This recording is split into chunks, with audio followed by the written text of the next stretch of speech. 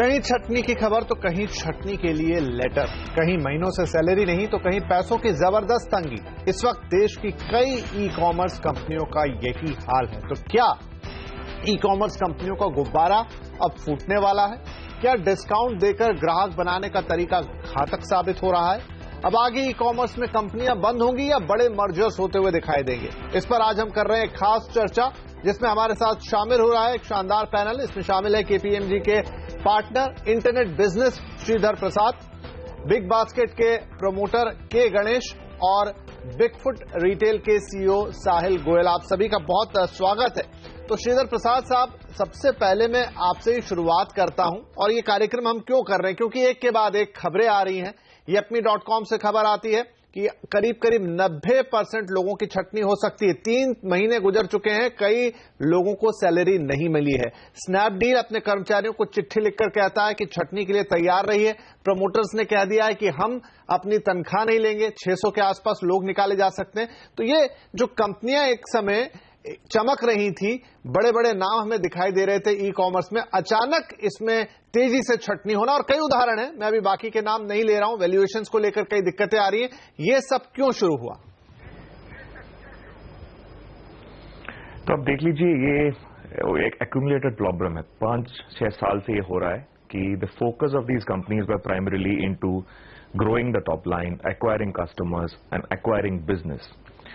तो जब ऐसे चल रही थी कंपनीज, वो प्रायोरिटी ये स्ट्रक्चर में नहीं थी, प्रायोरिटीज टॉप लाइन में थी, करेक्ट?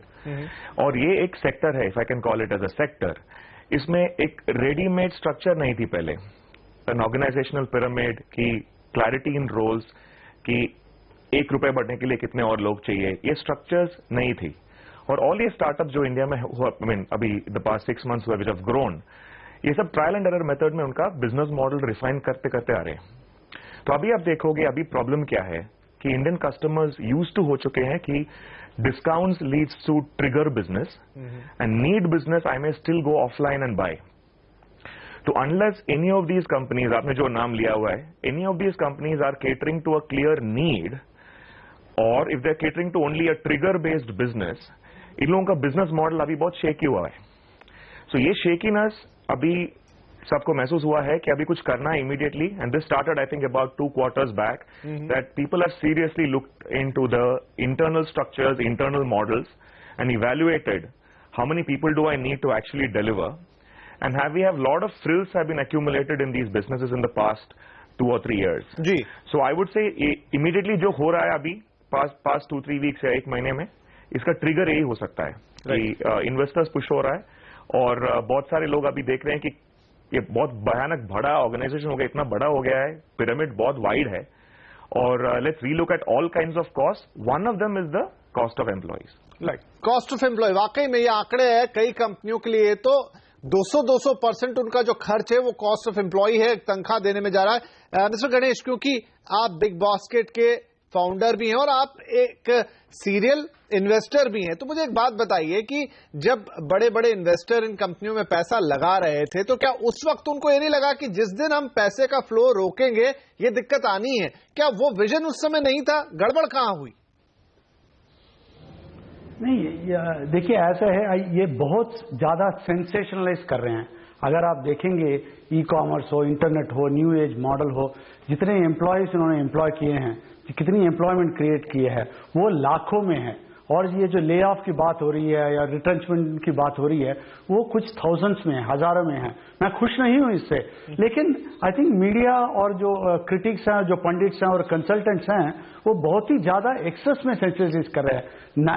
ये यूफोरिया और ये इनकी जो वैल्यूएशन इतनी बड़ी नहीं थी जितनी ये तालियां मार के इसकी वाह कर रहे थे, और करंट सिचुएशन में इतनी बुरी नहीं है जैसे वे न्यूज में बात कर रहे हैं। जहां आप इन्वेस्टर की और बात करें, कुछ मॉडल ऐसे हैं जो change in consumer behaviour required है। इसमें पीपल ऑफलाइन में जाके खरीदते हैं, उनको ऑनलाइन में खरीदना है, उन्हें ऑनलाइन में ट्रस्ट करना है। इन सब चीजों के लिए कुछ इंड्यूसमेंट, कुछ इंसेंटिव देने चाहिए। नाउ क्या इन्होंने ठीक किया है?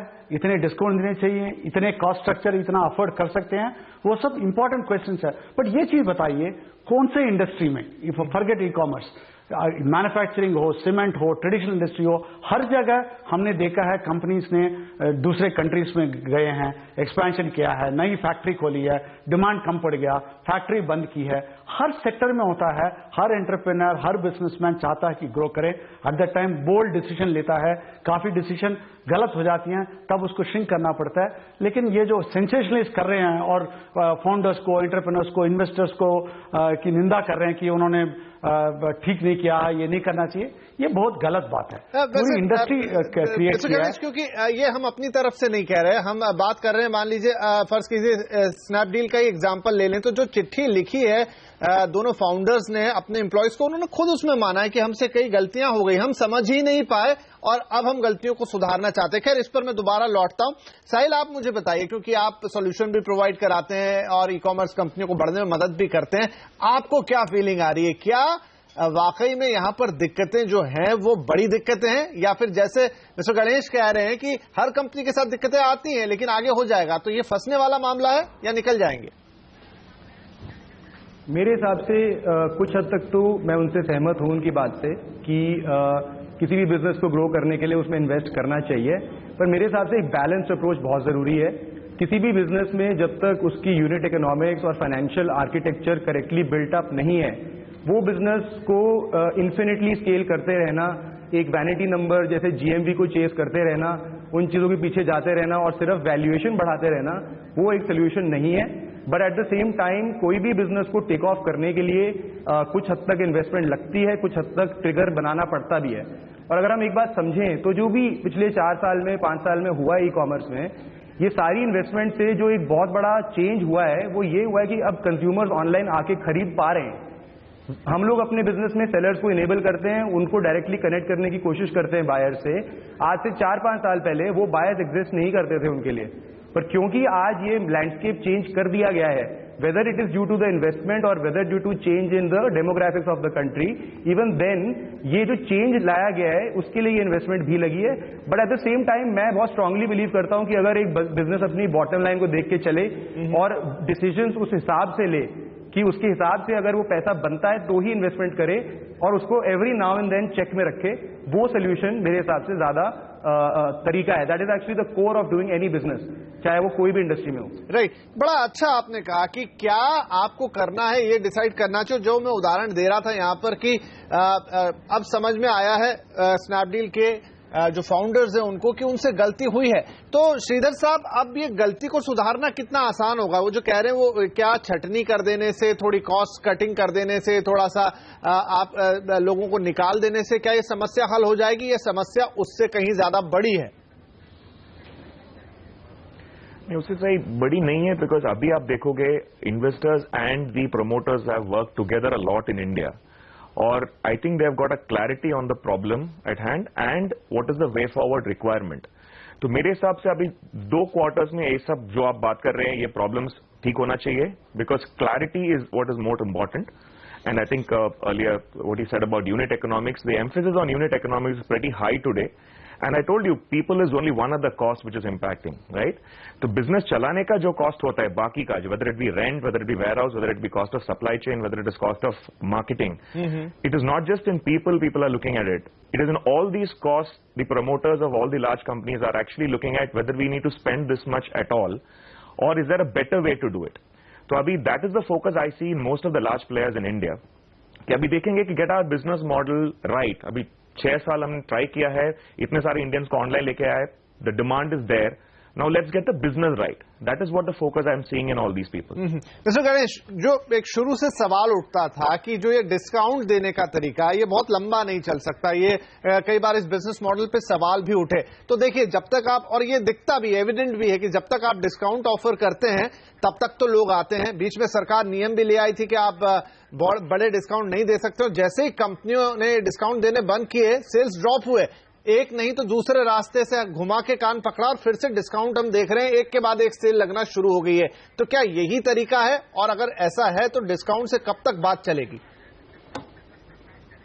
नहीं, ये बिल्कुल ठीक कहा आपने. डिस्काउंट से हर टाइम बात नहीं चलेगी, क्योंकि अगर आप इन्वेस्टर का पैसा लेके कंज्यूमर के पॉकेट में डाल रहे हैं और डिस्काउंट देके बिलो द कॉस्ट आप उनको सप्लाई कर रहे हैं तो वो बिल्कुल चलेगा नहीं। वो लेकिन अगर आप डिस्काउंट दे रहे हैं कि to change the consumer behaviour and वो बिहेवियर चेंज हुआ, उसके बाद डिस्काउंट कम कर दिया, डिस्काउंट निकाल दिया, आदत बदल गई, उसके बाद डिस्काउंट की जरूरत नहीं है to keep the consumer coming back, फिर वो मॉडल चलेगा। ऐसे बहुत से, जैसे सब्सक्रिप्शन ई कॉमर्स है, बहुत से लोग हैं जहां पे फ्री ट्रायल्स देते हैं, डिस्काउंट देते हैं to induce first time behaviour. उसके बाद जब पर्सन कंफर्टेबल हो जाता है, कंज्यूमर कंफर्टेबल हो जाता है, उसको क्वालिटी पसंद आती है, रिटर्न पॉलिसी पसंद आती है, डिलीवरी पसंद आती है, उसके बाद उस डिस्काउंट नहीं मांगता, क्योंकि उसको पता है इवन विदाउट डिस्काउंट ऐसा वाला सर्विस प्रोडक्ट कहीं नहीं मिलेगा। तो ये इसकी होली ग्रेल है। नाउ ये किस हद तक कर पाए हैं, बहुत बड़ी क्वेश्चन है। सो कंटिन्यूअसली कॉन्स्टेंटली डिस्काउंट करते रहना इज नॉट टेनेबल। जैसे आपने बताया, प्रमोटर्स ने भी माना है, लेटर लिखा है कि कुछ एक्सरसाइज हो जाती हैं। ये देखिए, ये प्रमोटर्स, एंटरप्रेन्योर्स, इन्वेस्टर्स हैं, वो गेम खेलते हैं एज पर मार्केट कंडीशन। वो मार्केट कंडीशन के हिसाब से उन्होंने किया है। Eight the time market was valuing GMB transactions, they were not worrying about discount, unit matrix देखता ही नहीं था। फंडिंग के लिए, वैल्यूएशन के लिए सब कुछ जीएमबी देखते थे। एज पर दैट रूल लोगों ने गेम खेला है। अभी रूल चेंज हो गए हैं। yes. तो अभी जाके बताना कि ओहो क्यों किया, वो नहीं करना चाहिए था, वो गलत बात है। वो वैसे ही है जैसे क्रिकेट में किसी ने शॉट मारा है, अगर 6 हो जाता है सब कुछ वाह वाह करके तालियां बजाएंगे, आउट हो गया तो कहेंगे वो तो स्टूपिड शॉट है, या वो सब तो स्पेक्टेटर तो कहेंगे। लेकिन जो आदमी, खिलाड़ी जो गेम खेल रहा है, एंटरप्रेन्योर और इन्वेस्टर जो अपना पैसा लगा रहे हैं, उनके ऊपर डिपेंड करता है। उन्होंने खेला है, उन्होंने ठीक खेला है, अभी खेला है, अभी गेम चेंज हो गई है, रूल चेंज हो गए, सिचुएशन चेंज हो गया, अभी चेंज करके वो निकलेंगे इससे। तो अगर मुझे नहीं पता कि ये वैल्यूएशन 15 बिलियन है, 5 बिलियन है, लेकिन ये वैल्यूएबल कंपनी है, ट्रांसैक्शंस कर रहे हैं, अच्छी कंपनी है, गुड प्रमोटर्स हैं, फाउंडर्स हैं, अच्छे इन्वेस्टर हैं, सब कुछ सोल्यूशन निकालेंगे। मे बी वैल्यूएशन कम होगी, ज्यादा होगी, nobody has got hurt because of that. चलिए, तो यहाँ पर वैल्यूएशन के गेम में थोड़ा यहाँ पे रूल्स बदल गए, इसलिए चीजें अलग नजर आ रही। लेकिन एक जो सवाल आपने उठाया कि एक बार डिस्काउंट देके आपने कस्टमर को ले लिया, अब वो आपका लॉयल हो गया, लेकिन क्या यही तो हम कस्टमर को समझने में गलती नहीं कर रहे हैं? क्योंकि ये हिंदुस्तान है और डिस्काउंट का यहाँ बड़ा मतलब है। इस चर्चा को आगे बढ़ाएंगे इस छोटे से ब्रेक के बाद। तो क्या वाकई में ई कॉमर्स का मुश्किल वक्त शुरू हो गया? इसी पे हम चर्चा कर रहे हैं, और चर्चा इसलिए क्योंकि स्नैपडील कह रहा है 600 लोगों को निकालेगा। येपमी में लोगों को 3-3 महीने से तनख्वाह मिली नहीं, और खबरें यहां तक हैं कि 80% तक स्टाफ की छटनी की जा सकती है। चर्चा को आगे बढ़ाते हैं, पूरा पैनल हमारे साथ बना हुआ है। साहिल गोयल, मुझे ये बताइए, जो मिस्टर गणेश कह रहे थे ब्रेक से पहले कि एक बार आपने डिस्काउंट दे दिया, उसके बाद कस्टमर आपका लॉयल हो गया और फिर अब आपको उसे आगे ले जाना है, लेकिन क्या हम यही तो थोड़ी गलती नहीं कर रहे? देखिए, ये इंडियन कंज्यूमर है, जहां डिस्काउंट मिलेगा आएगा और जहां नहीं मिलेगा शायद हट जाएगा, क्योंकि अभी भी ई कॉमर्स उतना सुलभ प्लेटफॉर्म कई लोगों को नहीं लगता है। जो चीज सबसे ज्यादा खींचती थी वो थी डिस्काउंट। तो क्या हम कस्टमर को सही ढंग से समझ रहे हैं? मेरे हिसाब से करेक्ट तरीका तो वही है कि अगर इंड्यूस करने के लिए डिस्काउंट दिया जाए थोड़ा बहुत, एक कस्टमर को एक हैबिट फॉर्म करने के लिए, वो बिल्कुल ठीक है। और मुझे ये भी लगता है कि धीरे धीरे हमारे जो कंज्यूमर की डिस्पोजेबल इनकम है, वो सब भी चेंजेस आ रहे हैं, और कन्वीनियंस एक बहुत बड़ा फैक्टर है जो आज से शायद 4 साल पहले नहीं था।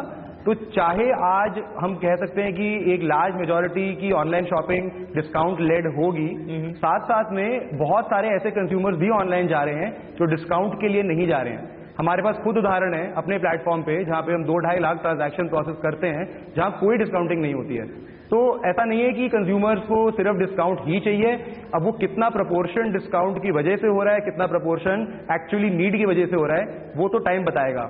लेकिन क्या इससे ई कॉमर्स एकदम ट्रबल में पड़ गया है? मेरे हिसाब से ऐसा बिल्कुल भी नहीं है। मेरे हिसाब से this is just a wake up call, it is just a way for us to. तो फटाफट में श्रीधर से एक सवाल पूछ लेता हूं। श्रीधर, मुझे बताइए कि एक और चीज हमने देखी है कि जब हायरिंग होती है तो ई कॉमर्स कंपनियां बड़े बड़े कॉलेजेस से, बड़े बड़े इंस्टीट्यूट से महंगे, उस पर हम अक्सर खबर चलाते हैं, इतने में गया, इतने में लिया, लेकिन अब यही ले ऑफ की दिक्कत आ गई। तो क्या उस समय कोई असेसमेंट में गड़बड़ी है कि कितने लोग चाहिए, क्या काम करवाना है, क्या वहां पे दिक्कत है? द इनिशियल ईयर्स, इसमें शायद लोगों ने एग्रेसिवली हायर किया हुआ है, वेदर इट बी नंबर्स या जो भी सैलरीज है, पर अभी आप देखोगे some of those companies have realized that they've overhired and they're not able to clearly define career paths or roles for some of these graduates और जो पोस्ट ग्रेजुएट्स वो MBA स्कूल से हायर हुए हैं. तो अभी like the other panelists said, it's a wake up call to have very clear structures and very clear organization roles and responsibilities identified. और उस हिसाब से manpower planning and then finding how many people you really need for a task. So actually it's a wake up call. I'm seeing the past दो quarters से हो रहा है कि actually let's check once more and actually hire. आप देखोगे I think last B school season में e-commerce companies का hiring has come down drastically. So I think people have realized that you don't need to hire इतने सारे MBAs or IITians or engineers. It's actually an indicator that now the models are becoming far more leaner and clearer. चलिए, तो यहाँ पर सबक तो सीख रहे हैं, लेकिन क्या ये सबक सीखना काफी होगा और क्या कहीं वक्त निकल तो नहीं गया? क्या आगे चल के हम देखेंगे कि कंपनियां बंद होगी या फिर कंसोलिडेशन बड़े स्तर पर नजर आएगा? चर्चा को आगे बढ़ाएंगे इस ब्रेक के बाद.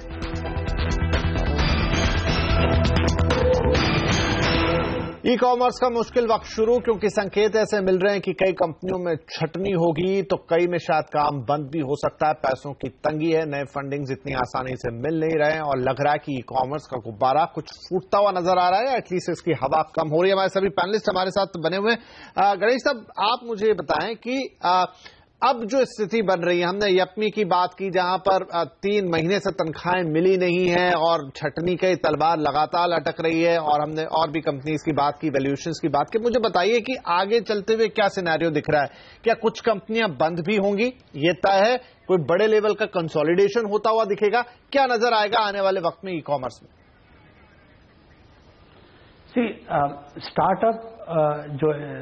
स्टार्टअप सेक्टर है, स्टार्टअप हमेशा रिस्की है. Okay, right. अगर आप देखेंगे वर्ल्ड वाइड स्टैटिस्टिक्स भी 5% स्टार्टअप जाके IPO करती हैं या मोनेटाइज करती हैं, क्योंकि इस पे स्टार्टअप का नेचर ही ऐसा है, इट्स अ रिस्क गेम. तो कुछ कंपनियां बंद होगी, कुछ कंपनियां में एम्प्लॉयज की कमी होगी, वो नॉर्मल है. और जो परसेंटेज आप बात करें, आप दो कंपनीज की बात कर रहे हैं. आप देखिए हजारों कंपनियां लास्ट 3, 4, 5 साल में हजारों कंपनियां पैदा हुई हैं, लाखों एम्प्लॉयमेंट हुए. उसमें से जो फ्रैक्शन कंपनी बंद करनी या लोगों को जॉब लॉसेज है, बहुत स्मॉल फ्रैक्शन है. मेरे हिसाब से ई कॉमर्स का गोल्डन पीरियड अभी शुरू हो रहा है. नेक्स्ट 5 to 10 years आप देखेंगे मोर देन 10 times जो वैल्यूएशन अभी बनी है 5 साल में, उससे उसकी 10 times बनेगी. क्यों मैं कह रहा हूं?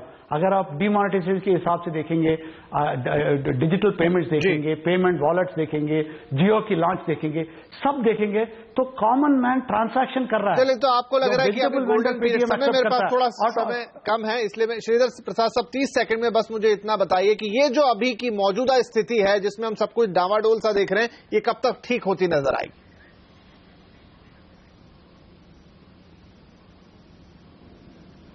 Mister Prasad. Oh, it's for me, sure. So आप देख लीजिए, मैं बोल रहा हूं जो मिस्टर गणेश ने बोला है वही to a large extent I would agree with what he is saying, क्योंकि अभी the number of people who are coming into the internet business in India because of the infrastructure in development in India, whether it be Wi-Fi ki mobile phones pe most of the transactions are happening, that is going to bring in the contrary positive to this sector right now, whether it be for startups या the e-commerce companies. अभी tier 2, tier 3 या smaller cities में जो हो रहा है, वहां पे लोग आप देखोगे रेलवे स्टेशन में बैठ के शॉपिंग कर रहे हैं. So that was not the case in 2015 in India. So मेरे हिसाब से आप देखोगे number of new customers coming on board to buy और ट्रांसैक्ट. तो कब तक ठीक होगा? बस मुझे एक लाइन में बताइए, कब तक ठीक होता नजर आएगा? मेरे हिसाब से 2 क्वार्टर में ठीक होना चाहिए, बिकॉज क्लैरिटी अभी है. It is not that we have just realise the problem has been realise at least 2 quarters earlier. So with the added number of customers coming in. चलिए, तो 6 महीने का वक्त यहां पर लगता है एक्सपर्ट्स को कि और मिलना चाहिए और तब तक चीजें ठीक होंगी. कुछ उपाय भी कंपनियों के अंदर किए जा रहे हैं, लेकिन शायद देखना जरूर होगा कि इस समय कितनी कंपनियां इस सोच के साथ आगे बढ़ेंगी और खुद को टिका पाएंगी, और वास्तव में ई कॉमर्स में आगे हम कितना स्कोप देखेंगे. उम्मीद यही, क्योंकि इसमें ग्राहकों का भी फायदा है, दुकानदारों का भी फायदा है और देश की अर्थव्यवस्था के लिए भी फायदेमंद है. हम भी उम्मीद करते हैं कि चीजें बेहतर हो, लेकिन आज एक सवालिया निशान जरूर लग रहा है जिस तरह की खबरें हमें सुनने को मिल रही है. फिलहाल इस चर्चा में आप सभी लोगों को शामिल होने के लिए बहुत शुक्रिया. नमस्कार.